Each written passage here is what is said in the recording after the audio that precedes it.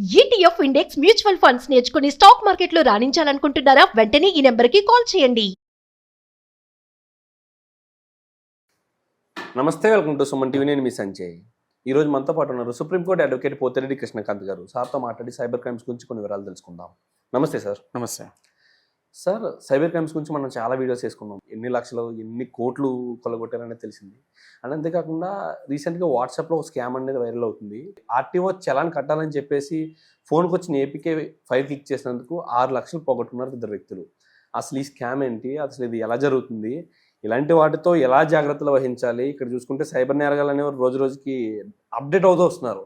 కానీ ఇక్కడ ప్రజలు చూసుకుంటే వాళ్ళు చేసే చిన్న చిన్న మోసాల్లో పడి లక్షల కోట్లు, కొన్ని వందల కోట్లు కూడా కొలగొడుతున్నారు. అసలు ఈ క్రైమ్ ఏంటి, ఎలా జాగ్రత్త వహించాలంటారు?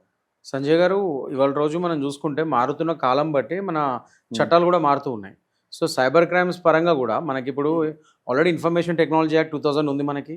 సైబర్ క్రైమ్స్ పరంగా బోత్ 2 తెలుగు రాష్ట్రాలు, నేను తెలుగు రాష్ట్రాల గురించి మాట్లాడుతున్నాను. 2 తెలుగు రాష్ట్రాల్లో, తెలంగాణలో మనకి already cyber crimes police station ఉంది సపరేట్గా బషీర్బాగ్లో.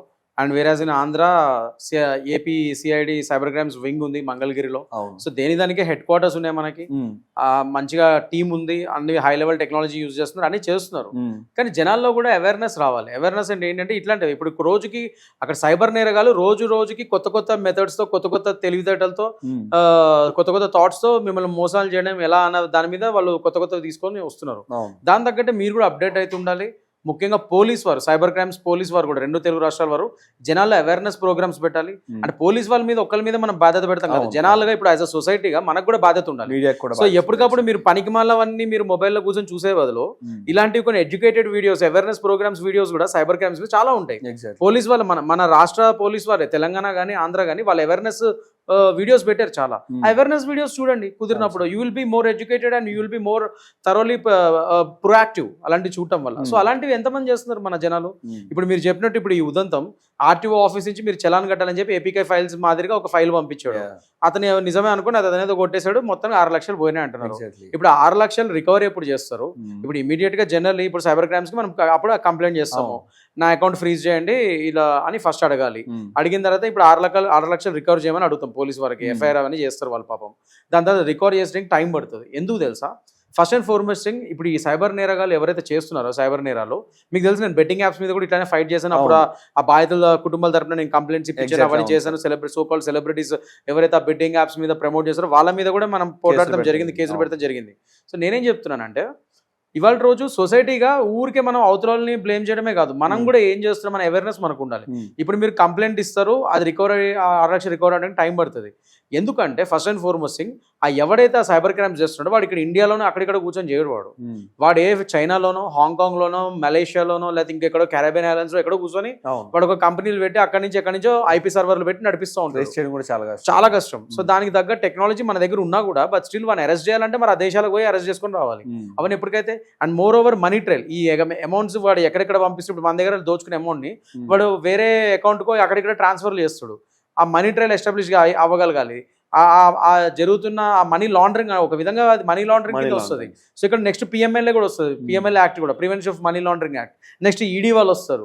అసలు మనీ లాండరింగ్ ఎట్లయింది, ఏమైంది, వాడు ఎక్కడి నుంచి ఎలా క్రైమ్ చేసిన వాళ్ళు ఇన్వెస్టిగేషన్ సపరేట్ చేసుకోవాలి. పోలీస్ వాళ్ళు మన డబ్బులు రికవర్ చేయడానికి వాళ్ళు కష్టపడాలి. వీళ్ళ దగ్గర ఉన్న ఒక్క టెక్నాలజీతోనే అన్ని కనిపెట్టలేరు వీళ్ళు. So there are so many challenges. So దాని పరంగా ఇప్పుడు at the end of the day మీకు ఒకవేళ 6 లక్షలు పడితే మీకు దొరకవని మేము అనట్లేదు. అది పోలీస్ వారు పాపం వాళ్ళ వంతు వాళ్ళు చేస్తారు. కానీ ప్రాసెస్ చాలా పెద్దగా ఉంటుంది, కొద్దిగా లేట్ అవుతుంది. సో మీరు దానికోసం ఓపిక కూడా ఉండాలి. అసలు నేనేమంటానంటే అసలు ఇవన్నీ చేసే కంటే మీరు ముందే అప్రమత్తంగా ఉండి, prevention is better than cure అంటాం కదా. ముందే అప్రమత్తంగా ఉండి అలాంటి ఫైల్స్ ఏమైనా వస్తే మీరు ఓపెన్ చేయకుండా ఇష్టం వచ్చినట్టుగా ఎవరైనా ఫేక్ కాల్స్ చేసినా, లేదా మొన్నటి డిజిటల్ అరెస్ట్ ట్రెండ్ బాగా నడిచింది. ఎవడో మన ఏఐ వాడి ఫేసులు కూడా మ్యాచింగ్ అయ్యే విధంగా ఫేమస్ లీడర్స్ యాక్టర్స్ లేకపోతే ఆఫీసర్ల ఫేసులు కూడా పెట్టి మరి అడుగుతున్నారు డబ్బులు. రకరకాల సైబర్ క్రైమ్స్ వచ్చాయి. సో మీరు తెలివిగా ఉండాలి. మీరు అమ్మో ఇవన్నీ నిజం కాదు, అబద్ధం అని చెప్పి మీరు ఎప్పటికప్పుడు మీరు అది అవేర్నెస్ వీడియోస్ ఉట్టిగా యూట్యూబ్ ఓపెన్ చేసి పనికిమాలిన వీడియోస్ చూసే కంటే, అంటే మీరు ఎంటర్టైన్మెంట్ కోసం చూసుకోండి వద్దనట్లే. అట్ ద సేమ్ టైం ఇలాంటి సో కాల్డ్ అవేర్నెస్ వీడియోస్ కూడా చూసుకుంటే సైబర్ క్రైమ్స్ మీద మీరు కొద్దిగా అప్రమత్తంగా ఉంటారు, మీకు ఎడ్యుకేట్ అవుతారు. సో ఏది వాటి ఇలాంటి క్రైమ్స్ కి మీరు గురిగారు. సో ఆ విధంగా మిమ్మల్ని మీరు రక్షించుకోగలుగుతారు. అండ్ ముఖ్యంగా ఇప్పుడు సైబర్ క్రైమ్స్ గురించి మాట్లాడుతున్నాం కాబట్టి ఫస్ట్ ఆఫ్ ఆల్ మీకు ఒక సైబర్ క్రైమ్ అయ్యి మీ డబ్బులు పోగానే ఫస్ట్ మీరు చేయాల్సిన పని 1930కి కాల్ చేయాలి. అది national cyber crimes help line. వాళ్ళకి ఫోన్ చేసి మీరు కంప్లైంట్ ఇవ్వచ్చు. ప్లస్ మీ నియరెస్ట్ పోలీస్ స్టేషన్కి వెళ్ళి వాళ్ళకి కంప్లైంట్ ఇవ్వచ్చు. వాళ్ళు అక్కడి నుంచి సైబర్ క్రైమ్స్కి వాళ్ళు డైరెక్ట్ చేస్తారు, వాళ్ళే పంపించుకుంటారు, కంప్లైంట్ ఫార్వర్డ్ చేసుకుంటారు. సో మీ నియరెస్ట్ పోలీస్ స్టేషన్ అయినా మీరు ఇవ్వచ్చు కంప్లైంట్. లేదా 1930కి 1930 నెంబర్కి కాల్ చేయొచ్చు. లేదు మీరు డైరెక్ట్ సైబర్ క్రైమ్ పోలీస్ స్టేషన్కి వెళ్తా అంటే మీ ఏరియాలో మీ డిస్ట్రిక్ట్ ఉన్న సైబర్ క్రైమ్స్ పోలీస్ స్టేషన్ ఎక్కడ కనుక్కొని మీరు అక్కడికి వెళ్ళి డైరెక్ట్గా కంప్లైంట్ ఇవ్వచ్చు. తొందరగా ఇస్తే అంత మంచిది. ఇమీడియట్గా మీరు ఫస్ట్ చేయాల్సిన పని ఏంటంటే మీ బ్యాంక్ అకౌంట్లో కానీ మీ ఏటీఎం కానీ ఎక్కడి నుంచి క్రెడిట్ కార్డులో కానీ డబ్బులు పోతున్నాయి అంటే ఇమీడియట్గా ఫస్ట్ ఆ బ్యాంకులో ఫోన్ చేసి మీ ఏటీఎం కార్డ్ని క్రెడిట్ కార్డ్ని ఒక అకౌంట్ని ఫ్రీజ్ చేయమని అడగాలి.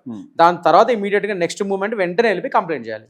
మీరు లోపల పెట్టుకుంటే మాత్రం ఇబ్బందులు అయితే first go and complaint, get the complaint and get the FIR registered. That is what I suggest you. So 1930 మీరు పోలీస్ స్టేషన్కి వెళ్ళే కంటే ముందే 1930 కాల్ చేసి కంప్లైంట్ ఇచ్చేసి దాని తర్వాత మళ్ళీ మీరు లోకల్ నియర్ బై పోలీస్ స్టేషన్కి వెళ్ళి కంప్లైంట్ ఇచ్చినా సరిపోతుంది. వాళ్ళ కంచి సైబర్ క్రైమ్స్ డైరెక్ట్ చేసుకుంటారు. Absolutely sir. ఇక్కడ ప్రాసెస్ చూసుకుంటే మీరు ఇంత లాంగ్ ప్రాసెస్ చెప్పారు. ఒకసారి మనీ పాకెట్ కూడా అనేది జస్ట్ ఒక ఫైల్ క్లిక్ చేయడం వల్ల అవుతుంది, కానీ అది రికవరీ చేయాలంటే ఒక నెలల తరబడి సమయం పట్టే అవకాశం కనిపిస్తుంది. ఇక్కడ చూసుకుంటే మీరు అన్నట్టుగా యూట్యూబ్లో ఇన్స్టాలో పనికిమాలిన రీల్స్ చూడడం, ఇలాంటి ఎంటర్టైన్మెంట్ వైపు అడుగులు వేయడం కన్నా ఇలాంటి అవేర్నెస్ వీడియోస్ కూడా కొన్ని చూసి కొన్ని నేర్చుకుని అసలు గుర్తు తెలియని వ్యక్తులు పంపిన ఫైల్స్ ఓపెన్ చేయొచ్చా చేయకూడదా అన్న మినిమం సెన్స్ని వాళ్ళు బిల్ చేసుకోవాలని అనుకుంటున్నాను sir. Absolutely. Thank you sir. Thank you very much. Thank you.